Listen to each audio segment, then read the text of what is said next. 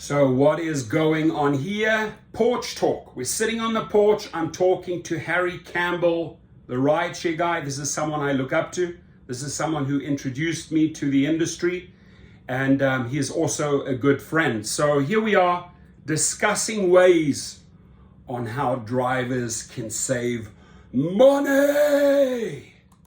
Got together, Harry.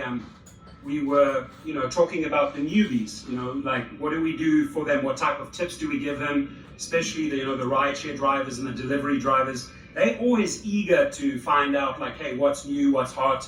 Yeah. You're good at that, I must say. I mean, I'm learning from you. You're the master. You're the Zen master. But what do you think would be some really cool? Yeah.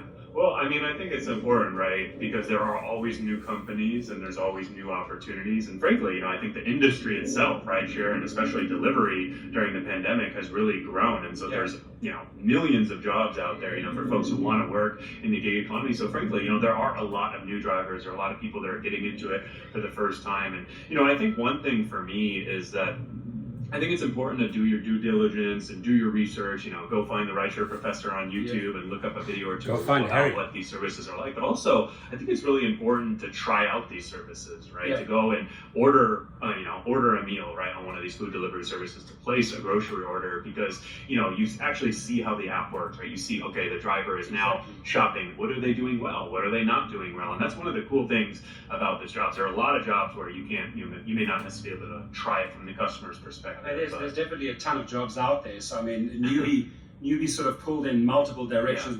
Yeah. And then the other one that a lot of drivers bring up is safety. Well, I mean, I think that definitely the nice thing about the gig economy, it's flexible and you can really kind of pick your own adventure, right? So if you're more of a people person, you probably want to go and give rides to people. If you're more of an introvert, delivery is a good option, right? And frankly, too, for drivers who are worried more about the safety perspective, right? Delivery is going to be less interaction with the passenger. You can choose the times that you work, so it's probably safer to work during the day than versus late at night, right? So you kind of have that flexibility to really build your schedule and kind of make the job that's ideal for you, right? Because I think a lot of people get into it and they say, oh, I'm going to do it this way, I'm going to do it that way. But really, you want to take advantage of the best parts of it. And I also see more and more of the female drivers going over to food deliveries. It's way safer. It's way safer. Definitely, yeah.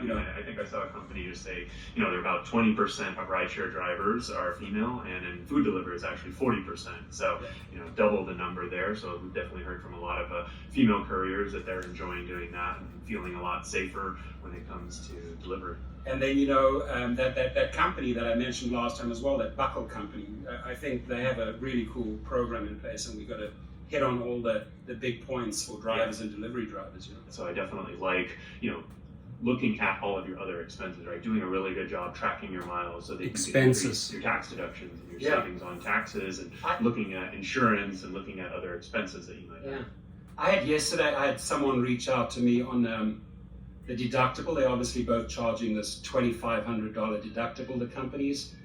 And man, the guy was stressed out. He was like bombarding me with all these text messages. What do I do? What do I do? So, I mean, we got to come up with some real solutions and ideas here for these guys. Yeah. Well, I mean, I think that's one of the reasons why I like companies like Buckle that are doing insurance specifically for rideshare and delivery drivers. They understand that, drivers out there, a lot of platforms, if they do have adequate coverage, right, it might be a $2,500 deductible. And I don't know about you, but a $2,500 deductible is a lot. Hey, the drivers that I've referred over to Buckle, the one thing they really enjoyed is that, the people listen and know their field. If you're just calling it auto insurance, I mean, they sort of see rideshare as a nuisance and don't want to really get into it.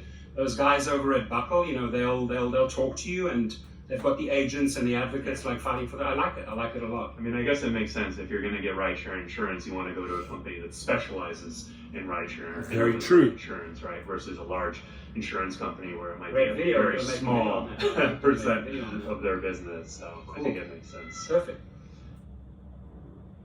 There you have it, my friends.